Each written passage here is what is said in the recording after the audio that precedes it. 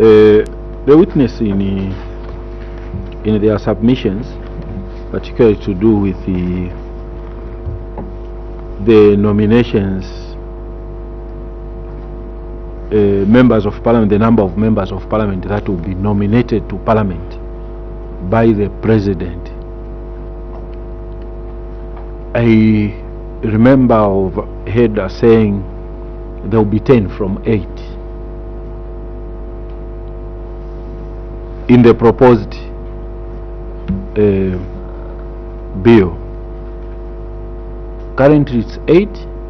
If the elected members of parliament goes to 211, there is only an increase of 2 members from 8 to 10. Maybe I wanted to seek clarification. What is the basis in terms of calculations, so that I think we are made aware that indeed it will be 10. I submit. Witness, you can proceed and respond to those 2 matters. Thank you. Thank you, Chair. I will invite the Director to respond to the first question, and one of the team members will pick up the second.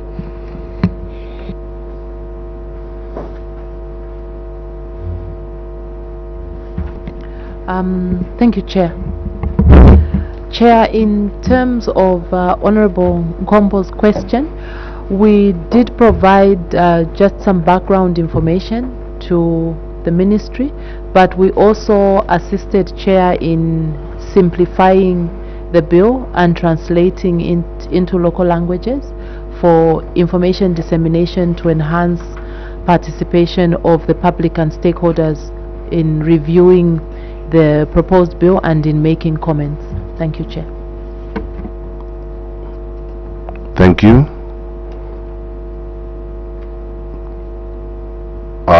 You can proceed if you have.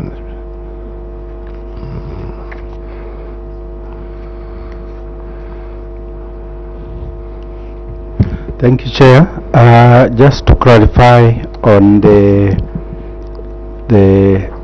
increase on the nominated members of parliament, Chair, the percentage used there is 5% for calculations. Thank you. All right, thank you, witness. Any other points of clarification? Witness, do you want to add? No, Chair, that's fine. I thought that was directed to me, but It's been addressed. yes, thank you. Honorable Banda. Thank you, Chair. It's a straightforward question. You know, as a member of parliament, I've been asked by people regarding the rationale that will be used in terms of appointing the 20 women that will be elected through the proportional vote, the youths and the disabled. So maybe I would want you to clarify as to what, as Zambia Law Development Agency understands as to how it will be done once this law is passed, because people have got different views.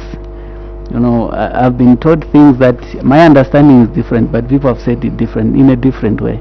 So I would want to hear from you, so that even the public out there maybe may have a picture. Thank you, Chair. Thank you. Honorable Manda. Thank you, Chair. Mine is just a rider on Honorable Banda's question, just a very short question. When it comes to youth, there's usually all sorts of ages. There's some that say youth is between 18 to 35, and at times the youth can even go up to 45. So in your view, which is the correct age that should be used for youth, and should it be enshrined as well, or should it just be left open-ended as youth? I submit. Thank you. Okay, I hope you are taking note, Honorable Sabah. Mine is just a clarification. There was a question from Honorable Mungand on the percentage, and then his response was just 5%. I would beg if you, so you know, the people are watching us, so when you just say 5%, they will not know what you mean. So maybe you can amplify on the 5% issue. Yes. Okay. Witness, you can proceed. Thank you very much. The 5% is divided by the number of total MPs. That is when you arrive at the actual number of nominated MPs. Thank you. Okay. I think you're opening now the Pandora's box. Honorable Mungandu. Sir, I would like you to confirm. I would like you to confirm a Law Development Commission, because indeed you just said 5. Is it based a formula derived from the existing members of Parliament, where when you apply 5% of the existing members of Parliament is what gives you 8? Now if you apply the same formula of 5% on the proposed increase in a number of seats to 215, it will only give a maximum 211. It will give you a maximum only of 10. We wanted this to be very clear, so that we leave no speculation and no doubt that the nominated members of Parliament by the President under the proposed amendments will only be 10, not what is being speculated, so that we know. I submit, Chair. Thank you. Witness, you can proceed. Okay, thank you very much for that, Chair. The bill does send that 10 members will be nominated. So that is the basis upon which this is referred to. We have an increase that we noted again from the bill that talked about the percentages for gender thresholds, for example. So that is all stipulated in the bill, and we were basically translating that into our own submission as reflected. Then with regards the youth age, the age of youths, who constitutes youths, we have national documents like the national youth policy that defines what a youth is. We also look to our own constitution for key definitions, and all policies, all laws must align with a constitutional definition. So where the term is used, youth, we rely on the constitution to guide us on what should constitute that particular age. When it comes to the selection of how many women, how many persons with disabilities, I think this is part of the ambiguity of the provision, and one that we have critiqued, in that it is relegating this to legislation. So it has not given us a formula as to how these will be selected, what is the detail, and that's where the danger lies. In our submission, we are proposing that the Constitution must clearly state the procedure for selecting how many of these women, how will they be selected, from where will they be selected, and so on and so forth. That level of detail is missing in the proposed constitutional provision, and therefore our recommendation is that it must be entrenched, the same way that South Africa, the same way that Kenya have given that level of detail. I submit, Chair. Thank you very much, Witness. I just have clarification on your submission on Article 103. I note you've stated here that the amendment to Article 103 should not be supported in its current form. While it successfully clarifies the presidential petitions must be determined, not merely heard within 14 days, it undermines constitutional certainty by shifting all key procedural details to legislation. So which are these key procedural details to legislation? Because the current provision itself in the Constitution does not give any details of filing and all the other details. So maybe you could just clarify what you mean you're saying that the constitution should retain essential procedural elements such as filing deadlines, judicial oversight, and mechanisms. So currently, the current provision does not provide for that. So maybe you can clarify what you mean.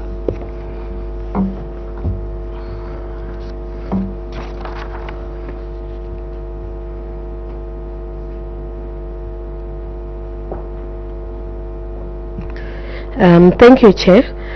I think, like I mentioned in our submission, we did look at provisions that best practices give as well. So we're not just looking at our own current constitutional provisions in making this recommendation, but recognizing the challenges that existed previously as a result of our current constitutional provision, that there are gaps, and one of the gaps is that we don't have the necessary detail, especially in terms of timeline, in terms of when the determination should happen, and to avoid these prolonged lacunas in having power replacements or transitioning of political leaders. And so bearing that in mind, we looked at comparative studies on Kenya and on Nigeria, United Kingdom, that do have these procedural safeguards, and it's on that basis that we're saying if this provision, progressive as it is, in allowing that the determination should happen within the period that's stipulated, it needs to go over and beyond that to give specific procedural safeguards for when all of this should happen. Once that is done, we enhance the constitutional provision, and that way we'll have a better constitution compared to what has been proposed in the current Article 103. I submit, Chair. Okay, do you have a follow-up? Thank you. I think I'll take you to your recommendation on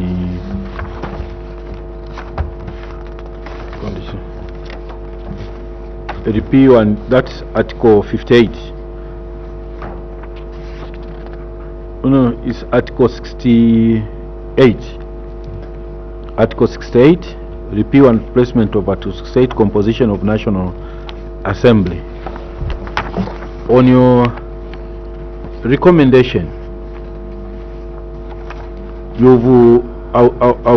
I'll read. The proposed amendment to Article 68 significantly increases the size and composition of the National Assembly, raising the number of constituency-based MPs from 156 to 211, a 35% increase, and introducing 35 new proportional representation seats, 20 for women, 12 youths, and 3 persons with it. It also raises nominated members of Parliament from 8 to 10. This is where my first question was based.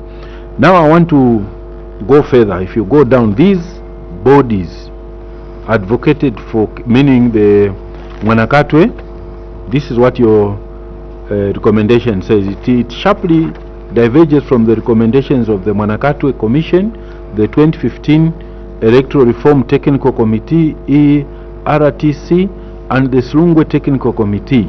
These bodies advocated for a kept presidential nominations at 30% gender quotas and a parliamentary oversight. I want you to clarify what is being proposed from my own understanding and also for the benefit of citizens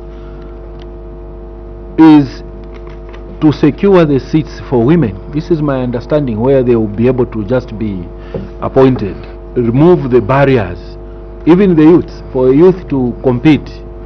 My understanding is that it has been very difficult. They need resources, but this is the sure way, and the international practices within the Commonwealth jurisdictions. I think you've even given examples. Now, how does this again go against the advocated nominations at 30%? We should have done more, or something extra should be done? What is it that you meant here? I submit. Thank you, Honorable Mungandu. Witness, you can respond.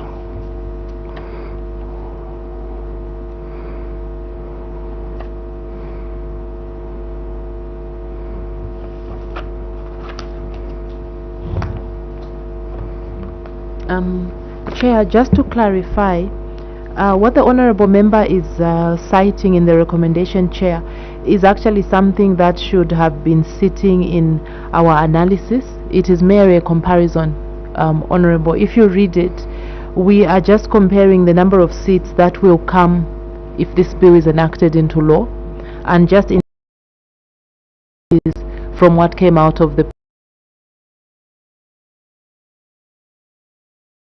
comes page, which speaks to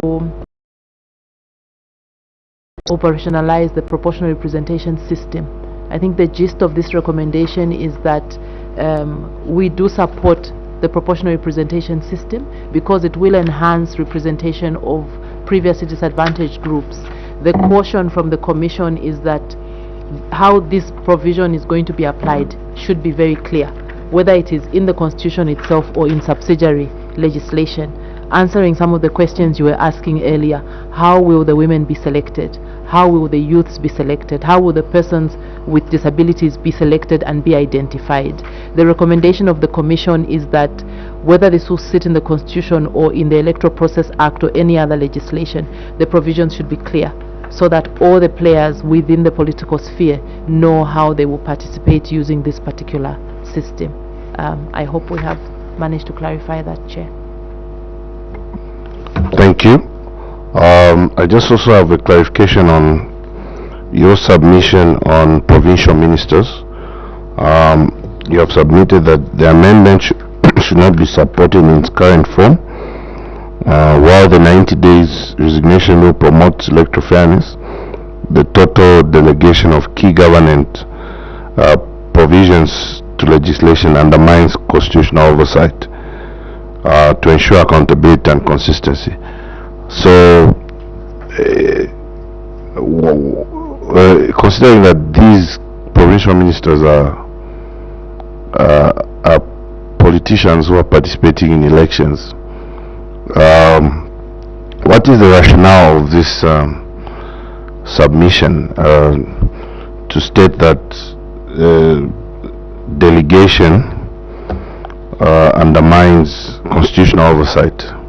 Maybe if you can explain what you mean. Should these ministers remain ministers while it's campaign period, using government vehicles, government fuel?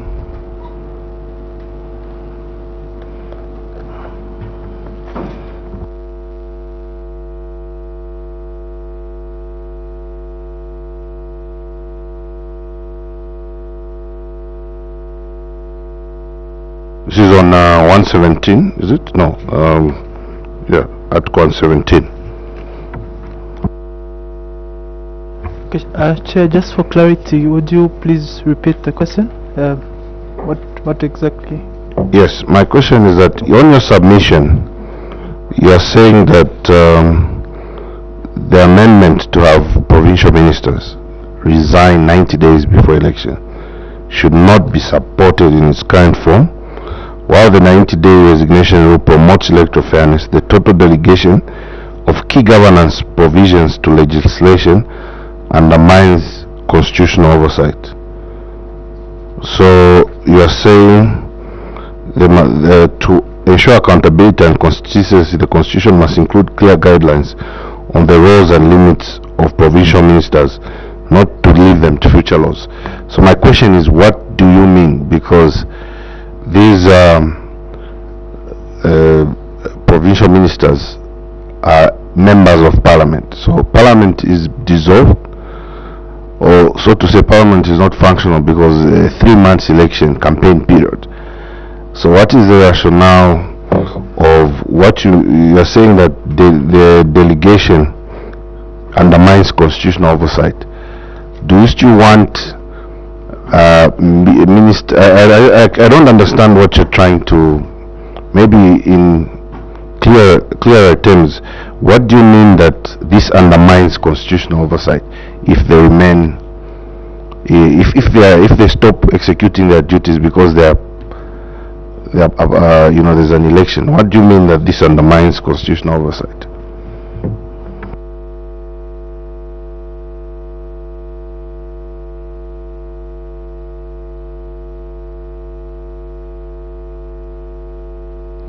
Chair, we do recognize the importance of the provincial ministers vacating office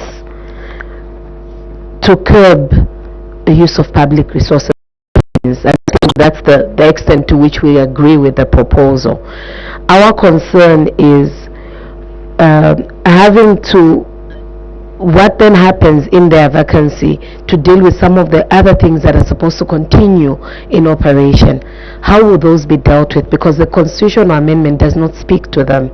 So the idea is, whilst we recognize the need to have ministers vacate office and to serve public resources, that provision can be enhanced if it takes into account some of the additional interventions that would have to be taken to ensure that government or governance does not come to a standstill as a result of the minister not being in office. So that's our recommendation in this regard. So on its own, it would be dangerous to just say let them vacate without giving guidance as to what happens thereafter. I submit, Minister.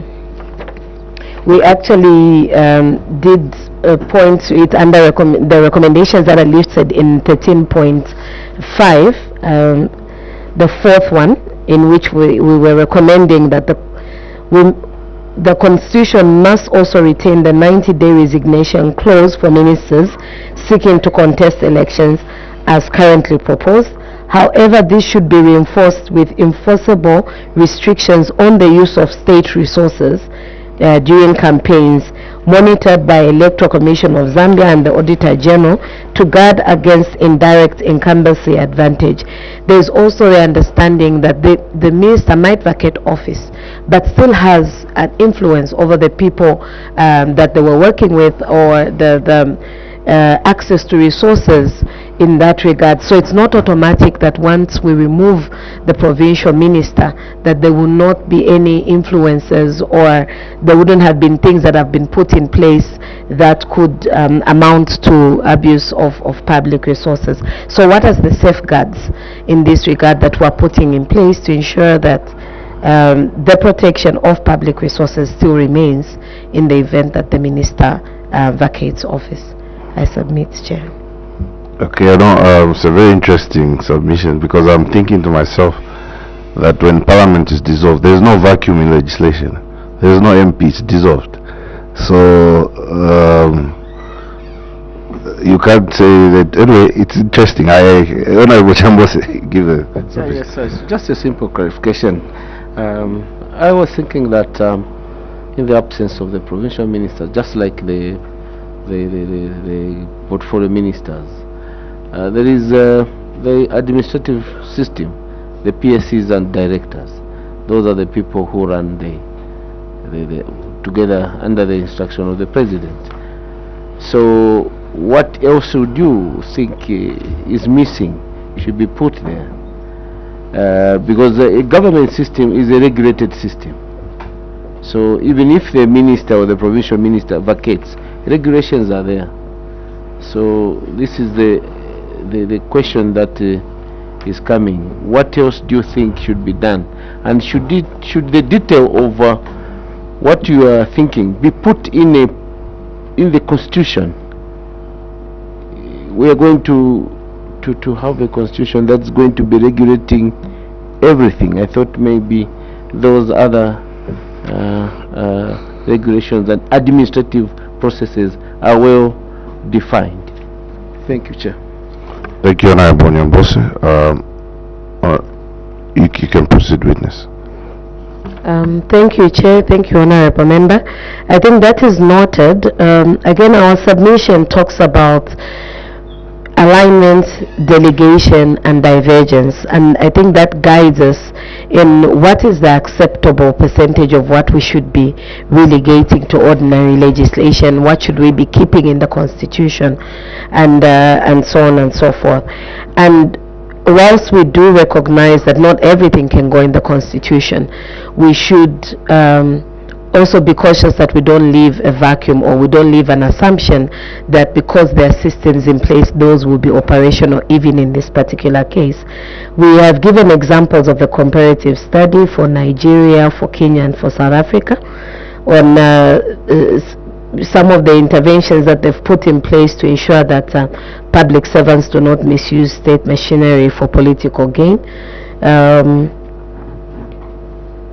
And all of them do recognize, in line with what we have agreed to, that there needs to be a vacancy of office, but the detail of which what happens in certain cases, in the case of South Africa, they have what is known as the members of the Executive Council, the MEX, who actually continue carrying out, I think, similar to your own recognition of systems that we have here.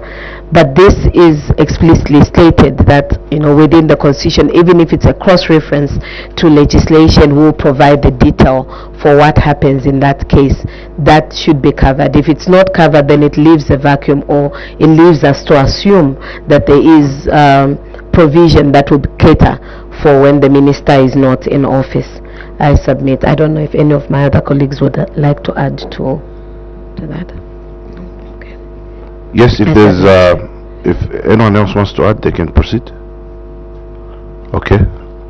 Honorable members. Okay. Okay, Zambia Law Development Commission, thank you very much for appearing before the Parliamentary Select Committee appointed to scrutinize Constitutional Amendment Bill number 7. We are most grateful for your submission. And at this time we would like to lift the immunity that was bestowed on you, and allow you to be able to enjoy the greater immunity that you have outside there. You are on your own. Thank you very much. You are free to go, and thank you for your submission.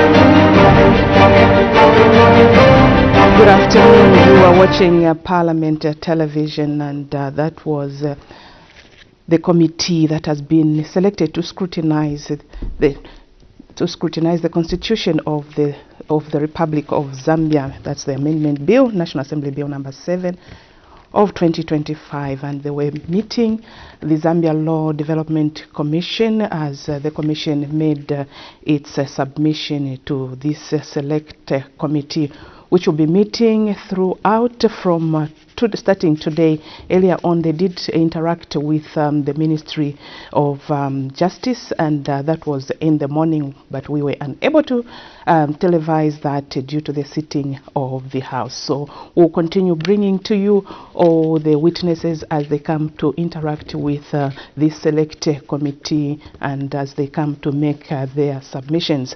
And this is just to remind all our viewers out there that Parliament Radio and Parliament Television will continue meeting, or rather revising the meetings tomorrow, which is the 6th, and Sunday 7th December 2025 rather. They continue making as the witnesses come to make submissions to the select committee. So these will be televised live on television, Parliament Television, and also Parliament Radio will carry out the meetings live as they meet. And so this meeting will continue until next week, when they wind up the submissions. So this is next week, Friday 12th December 2025, when they have their last witnesses. We'll continue giving you the updates, and in the meantime, may I say that this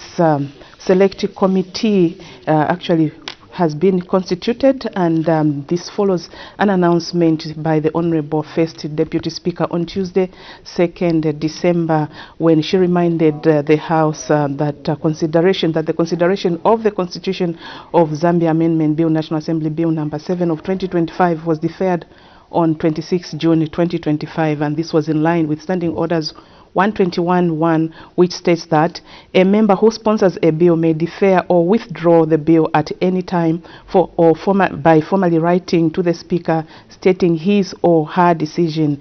And however, she also noted that Standing Orders 122.1 also provides that a bill that has been deferred for a period exceeding 6 months is deemed withdrawn by a member sponsoring the bill. And in this regard, she informed the House that she had received communication from the Minister of Justice indicating that the Minister now seeks that the House immediately resumes consideration of the bill, and to this effect, the Select Committee that was constituted to scrutinize the bill would commence its meetings immediately, and the meetings commenced this morning. So the meeting will continue throughout the weekend. So in this regard, Parliament Television will open tomorrow at 08 hours. And the composition of the Parliamentary Select Committee is as follows. We have Mr. Imanga Wamunyima, who is the Chairperson, Member of Parliament for Nalolo. We have Ms. Jacqueline Sabao, Vice Chairperson, Member of Parliament for Chikankata, and others are Ms. Veso K. Sefulo, Member of Parliament for Mwandi. We have Mr. Garin Kombo, Member of Parliament for Mazabuka. We have Mr. Newton Samakai, Member of Parliament for Mwinilunga. We have Mr. Brian Kambita, Member of Parliament for Zambezi East. We have Mr. Mubita Anakoka, Member of Parliament for Luena. We also have Mr. Stanley Kakuo, Member of Parliament for Kapiri. And others on this committee are Mr. Davison Mungandu, Member of Parliament for Chama South, Mr. Simon Banda, Member of Parliament for Petauke Central. We have Ms. Wongile Mwamba, Member of Parliament for Kasama Central, Mr. Jonathan Daka, Member of Parliament for Chadiza. We also have Mr. George Kandafula, Member of Parliament for Serenje, and Mr. Mishek Nyambose, Member of Parliament for Chasefu, as well as Mr. Emmanuel Banda, Member of Parliament for Muchinga. So we have a look at the object of the Constitution of Zambia Amendment Bill, which is being considered by this Select Committee as they continue receiving submissions from the various stakeholders. The object of the bill is to amend the Constitution of Zambia, and so as to A, revise the composition of the National Assembly to provide for the increase in the number of constituency-based seats from 156 to 211 to actualize the delimitation report by the Electoral Commission. B, to revise the electoral system for election to the National Assembly to provide for the mixed member proportion representation electoral system in order to guarantee the representation of women, youths, and persons with disabilities. C, to revise the provision relating to the filing of fresh nominations on resignation of a candidate. D, to revise the provisions relating to by-election. So the proposed constitutional amendment also is looking at revision of the number of nominated members of Parliament, and also effort to harmonize the terms of Parliament and Council in order to achieve a 5-year term. And number G, to provide for a vacancy in the office of a minister and provincial minister 90 days before the general election. Number H, to remove the 2-term limit for office of mayor and council chairperson. I, to revise the composition of council to include members of Parliament holding constituency-based seats. And F, to revise the qualification for appointment to the office of Secretary to the Cabinet. And the proposed constitution under number K provides for the Attorney General and Solicitor General to continue in office after a general election until a new office bearer is appointed. And number I of the proposed constitutional amendment is to revise the definition of the words child and adult and also provide for the clarity in the period within which an election petition shall be concluded, and also the last one is provide for any matters that are connected with or incidental to the foregoing. So that is the object of the proposed constitutional amendment. And as I said earlier on, Parliament Television and Radio will bring to you all these meetings live, starting today until the end of the meetings on Friday, 12th December 2025.